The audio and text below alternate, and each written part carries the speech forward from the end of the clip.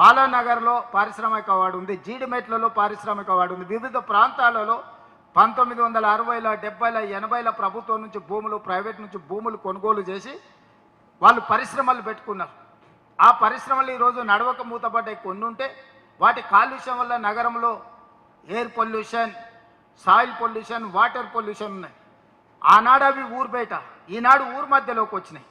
వీటిని ఊరు బయటికి రింగ్ రోడ్ అవతలికి తరలించడానికి ఆ భూములను ఈరోజు ఇండస్ట్రియల్ జోన్లో ఉన్నాయి. వాటిని మల్టీ యూజ్ జోన్ అంటే రెసిడెన్షియల్ జోన్కు మారుస్తే అక్కడ కట్టే అపార్ట్మెంట్స్ వల్ల మధ్యతరగతి ఇండ్లు కొనుక్కోవడానికి అవకాశం ఉంటుంది, పేదలకు అందుబాటులోకి వస్తాయి. అదేవిధంగా రియల్ ఎస్టేట్ పెరిగితే, నిర్మాణ రంగం పెరిగితే లేబర్కు పని ఉంటుంది. స్టీలు, సిమెంటు, ఇసుక ప్రతిదీ అమ్ముడు పోతే రాష్ట్రానికి ఆదాయం కూడా పరోక్షంగా పెరుగుతుంది.